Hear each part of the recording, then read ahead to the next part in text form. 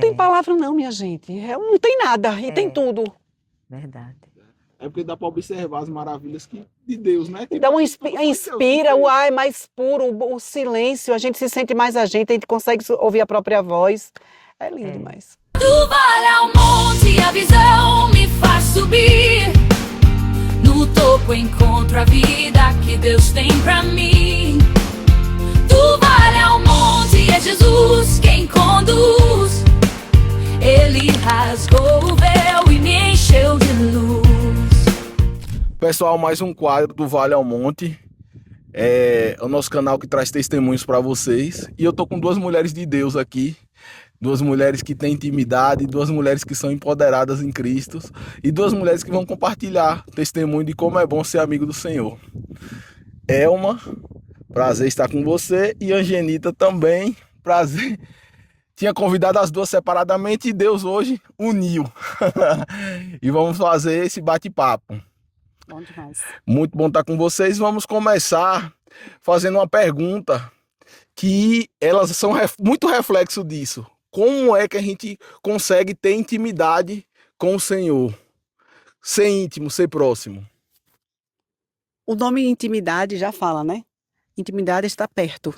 Então não tem como você ter intimidade sem estar com ele, seja na Eucaristia, seja na palavra, seja na oração. Não tem como escutar alguém se você não chega para perto para escutar a sua voz, para discernir a voz do Senhor. Né? Ele diz que eu sou o bom pastor e ele fala que as ovelhas conhecem a voz do pastor. Então, para poder ter intimidade, é preciso conhecer a voz do Senhor, estar com ele para desenvolver a sua intimidade. Prazer também, Diego, estar aqui para partilhar um pouco. Muito lindo quando você disse que nós somos mulheres de Deus e que o destino realmente sempre vai pregando peças na gente. Porque eu e Elma, desde criança, morávamos na mesma cidade, na mesma rua, e depois o destino fez assim a gente se separar e agora nos uniu novamente. Então, isso já começa a falar de intimidade. Intimidade a gente não tem com todas as pessoas. Intimidade com Deus é o de mais belo que nós temos, porque Ele é nosso Criador. É uma intimidade simples, é uma intimidade que nos leva a crer que tudo Ele sabe de nossas vidas. Então, desde o momento que você acorda e tudo que você faz na sua vida durante o seu dia, vai nos mostrando a intimidade que a gente tem com Deus. E eu tenho, não por orgulho, mas por gratidão, esse reconhecimento, porque eu entrego tudo a Ele e tem coisas que eu peço resposta e Ele me dá imediato. Ele ouve, Ele inclina seu ouvido para ouvir os meus apelos e as minhas súplicas, mas também para ouvir a minha alegria, de saber que Ele está sempre atento. Então é isso. Intimidade é ter Ele sempre muito próximo. Você me falou, Angenita, agora, que ele sempre atende nossos pedidos, nossas súplicas. E como fazemos para a gente escutar o Senhor? Né? Que muitas vezes, hoje, no mundo tão corrido, né, de tecnologia, de celular, a gente estava contemplando aqui, a Elma estava falando quanto é bom ficar aqui de perto do nada, mas diante do tudo. E aí a gente fala, como é que a gente faz para escutar Ele? Justamente, Diego, Deus, ele é espírito, né? Então, a intimidade leva a isso. A gente se recolher para ouvi-lo. Ele está em todos os momentos da nossa vida. Tanto faz a gente estar numa aglomeração, a gente está num barulho, que ele é onipresente. Mas, para a gente ouvir o Senhor, a gente tem que realmente estar atento, clamar o Espírito Santo, para a gente não se iludir, para a gente não tentar nos desviar com a nossa vontade.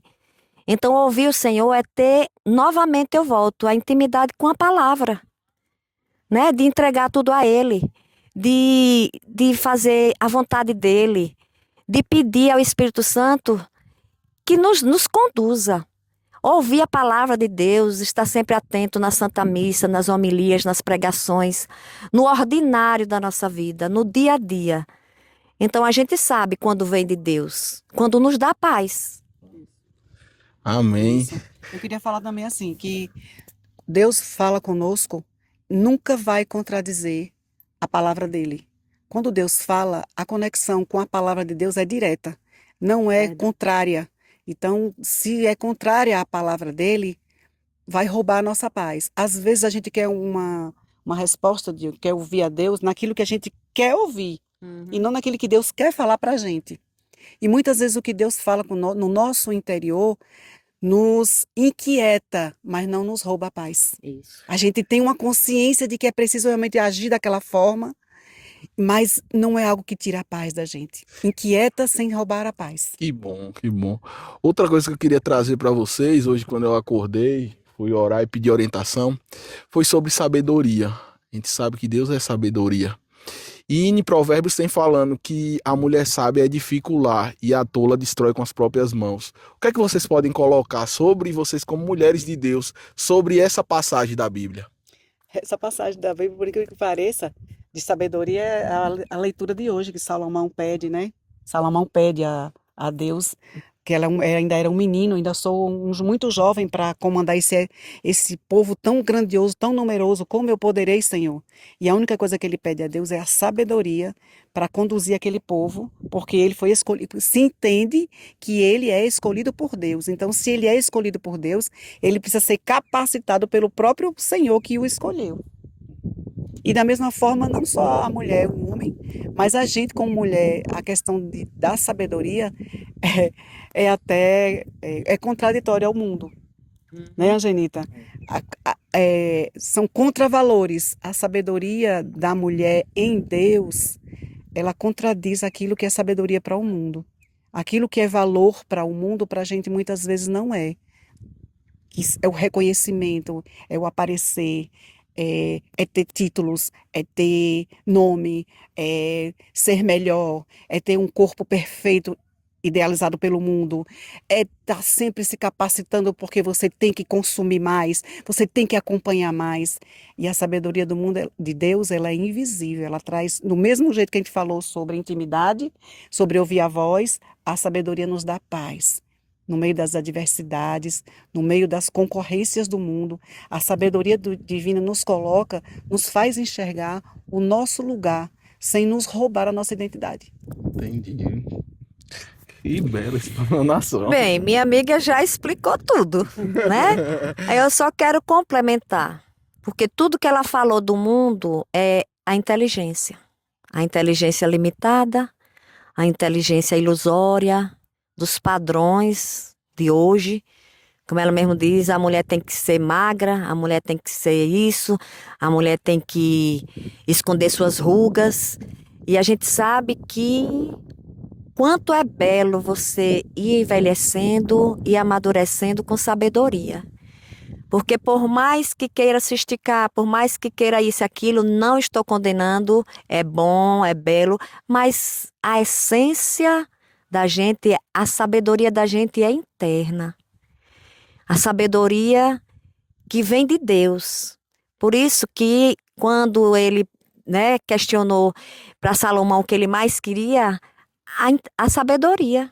Que a sabedoria nos leva a resolver tudo de nossas vidas. A mulher sábia edifica sua casa, realmente.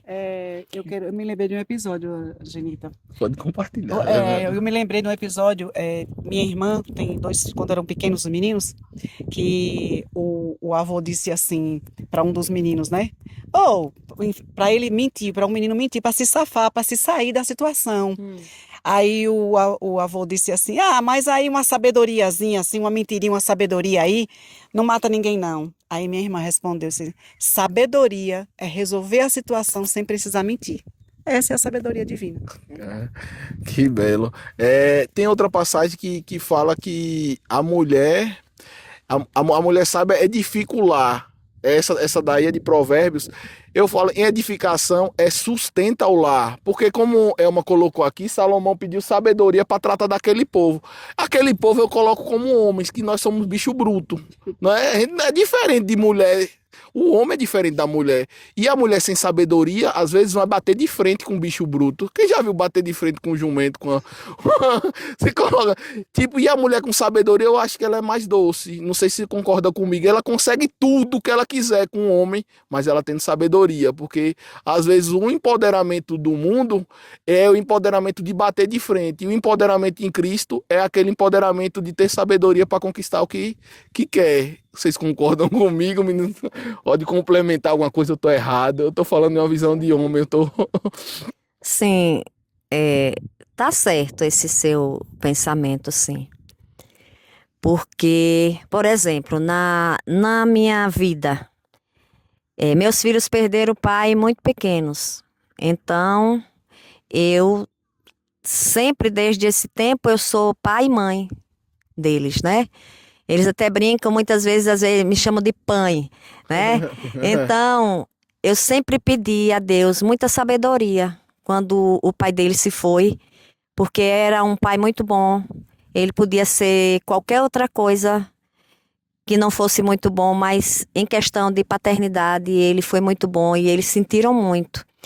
Então, eu pedia muito essa sabedoria a Deus para que o nosso lar continuasse com paz, com alegria, não perdesse o ritmo de família. E Deus tem me dado essa sabedoria. Tanto que, graças a Deus, meus filhos são muito bons, muito de Deus também, muito obedientes, muito família. Tanto da minha parte como da parte do pai deles, né? E eu sempre digo, a mulher, ela é a cabeça da casa. O homem, ele é provedor. Por isso mesmo, Diego, que você diz, ele é bruto, ele é aquilo, porque já é cultural, isso já é a essência do homem, né? Quando ele realmente é homem, ele é um provedor. E a mulher é a parte dócil, é a parte de entender mais as coisas, de relevar. Então é isso, eu acho sim que a mulher, infelizmente, atualmente, tem perdido muito isso. As mulheres estão querendo muito competir com os homens, né? Não que não mereçam, merece, mas não perder a feminilidade, né? Porque feminista é uma coisa, feminina é outra. Então nós temos que continuar sendo femininas, não frágeis, que está muito longe de mulher ser frágil, mas não querer essa competição acirrada para mostrar que tem valor, porque a mulher, ela tem o seu valor, sempre, nunca vai deixar de ter. Que bom. Eu tô aqui com duas mulheres da palavra, muitas mulheres de oração que lê a Bíblia, cada um com suas peculiaridades. Uma é mais de conversar, de não entender. Angenita é mais de orar, de terço, né? De penitência. Então, mas as duas é como a gente estava falando aqui antes da oração. E Elma, um dia, eu nunca falei isso para ela, mas estou falando aqui abertamente. Não me faça perguntas difíceis para não ter que cortar o vídeo. Eu estava no grupo de oração, bem empolgado, né, em relação ao anúncio, ao celular e tal. Eu fui lá testemunhar que a gente tem uma arma na mão. Eu com o celular na mão disse que a gente tem uma arma, que a gente tem que falar, proclamar, tal. Elma, no final, ela foi lá, isso aí, no final do testemunho, ela foi lá e disse: a maior arma do cristão, que é a maior munição, é a Bíblia. E aquilo ali me impactou de um jeito, porque não adianta você estar com a arma se você não tiver com a munição certa. Porque vai atingir o objetivo. A arma pode ser para os dois lados, eu tô falando do celular. Pode ser para o bem, pode ser para o mal. É mais usado para o mal hoje em dia. E a gente tem que estar com a ferramenta certa. Se a gente não tiver pautado na palavra, que é a nossa munição, nós não estaremos usando essa arma para o bem, e sim para o mal. Então hoje eu queria te agradecer, por esse quadro está acontecendo também pelo dedinho seu. Obrigada. Porque você me falou aquilo ali me virou uma chave. É como se Deus falando: olha, se você não tiver com a munição certa, de nada adianta você tá com um cara aí, que sou eu que faço. Inclusive a gente perguntou, trouxe a Bíblia? Mas não, eu deixei a Bíblia dentro do carro, foi do seu carro lá em casa. E aí me veio, gente, me veio na hora, né? Nós somos a Bíblia. Nós estamos aqui para testemunhar aquilo que a gente vive na palavra. Porque abrir também aqui e ler um texto bonito, ou falar, é muito fácil. Mas testemunhar e viver a palavra, essa é a Bíblia viva, a palavra viva, né? Verdade. Tô aqui com 2 Bíblias vivas, minha gente. A bênção de Deus nesse lugar aqui. Coisa boa. Não adianta a gente falar e não viver, que a gente vai estar sendo hipócrita. Não sei se foi um padre que falou, um nome Elias, foi algum santo que disse assim, que a gente precisa viver bem o evangelho, porque talvez a pessoa que passe na sua vida seja a única Bíblia que ela vai ver. O evangelho vivo, vivido. Claro que somos imperfeitos, né? Sim. Mas a intenção do coração Deus vê. O desejo de viver a palavra, a luta para viver a palavra é muito grande. E sem o auxílio dele é impossível. Mas é isso. A gente não é perfeito, ser santo não é perfeito, ser santo é levantar, é cair e levantar. Ser mulher nesse mundo de hoje não é fácil. Não é fácil porque é exigido. E o pior que é exigido não é do homem. Não é o homem que exige que a mulher seja assim. A disputa, na verdade, é de mulher para mulher. Verdade. É de mulher para mulher. A mulher quer competir com ela mesma. Não é para o homem mostrar que é melhor do que o homem, não, não é. Eu vejo muito isso. Que esse empoderamento que tem hoje no mundo, ele desfigura a mulher. Né? Fica desfigurada daquilo que é da essência, como a gente falou, né? Da essência, identidade dela. Isso. Da feminilidade. E não do como ela falou aí, né? Do feminismo. E só complementando, eu acho que até a própria Bíblia pode ser uma arma. Porque tem pessoas que lê a Bíblia e interpreta de outra forma. Tem muitas que se apegam mais ao Antigo Testamento. Eu me lembro muito uma pessoa onde ela era muito vingativa. E ela dizia assim, na própria Bíblia diz, olho por olho, dente por dente. Quer dizer, a própria Bíblia, se você não clamar ao Espírito Santo para lhe dar o discernimento, você também pode usar contra o seu próximo. Exatamente. Pois é. Muito obrigado. Essa daqui foi as palavras sábias de mulheres sábias que edificam seus lares. E sou muito grato, obrigado, meu Deus, por estar perto dessas mulheres santas. A gente que agradece um homem santo, né? Um homem de Deus, um testemunho de Deus. E eu só quero também agora dar um testemunho que a Elma já sabe, mas quem vai assistir não sabe. Eu passei por muitas fases na minha vida de muito sofrimento mesmo. Perfeitos, né? E eu fui para o grupo de oração Rei Davi, porque essa minha irmã foi para a catedral, fez a adoração de manhã e depois o Senhor incomodava ela para ela retornar à tarde. E ela dizia, Senhor, eu já fui te adorar, mas tu está me chamando, eu vou de novo. E quando ela chegou lá, ela olhava, disse que para as pessoas na igreja, e quando parou o olho em mim, o coração foi aí, dizendo, é ela, vai lá e convida. E eu agradeço, porque isso foi em 2016, tem 10 anos. E eu agradeço imensamente. E ela disse, minha irmã, Deus tocou no meu coração para você ir para o grupo de oração, que você está precisando ir. Que o Senhor tem muita coisa boa para lhe falar, para lhe levantar. E eu disse, é dia de quê? É dia de quarta. Eu disse, oh meu Deus, hoje ainda é quinta, esperar até quarta.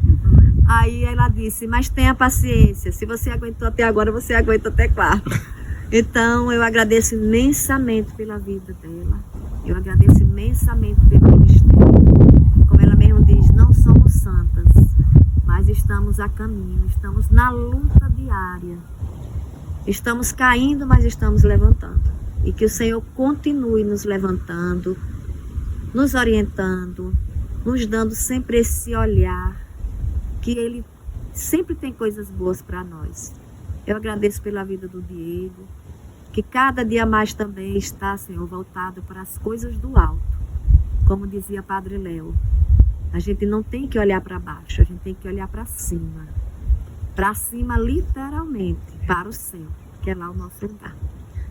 Eu queria falar só um minutinho também para você que nos assiste, especialmente para mulheres ou jovens, não sei qual a sua idade, quem vai chegar até esse vídeo, porque Deus determina, né? E quer que muitos cheguem a Ele. E eu quero agradecer a Angelita pela sua amizade, é uma mulher santa que me leva para Deus todos os dias, o Diego, que é um grande testemunho de fé, um irmão um irmão mesmo em Deus que edifica qualquer mulher. Estar perto do Diego, a gente se sente mais mulher, mais feminina, mais valorizada, mais aquilo que a gente é. Eu quero dizer para você que você não tenha medo de ter filhos, não tenha medo de amamentar para não deformar seu corpo, não tenha receio de se vestir castamente. Se você sente esse chamado de vestir uma roupa mais composta, faça isso, não tenha medo, né? Deus, esse empoderamento feminino que vem de Deus, é essa força que vem do alto, que nos faz ser diferente, mesmo contradizendo o mundo, mesmo que as pessoas dentro da nossa própria casa não entendam e acham que é radicalidade, que é exagero. Não tenha medo, vá dando um passinho de cada vez e você vai ver que a alegria é ser conduzida pelo Espírito Santo. Ser mulher conduzida pelo Espírito Santo é aquela que acolhe, que abriga o próprio Deus dentro do seu seio, dentro do seu coração. Amém. Obrigada, Diego. Obrigada.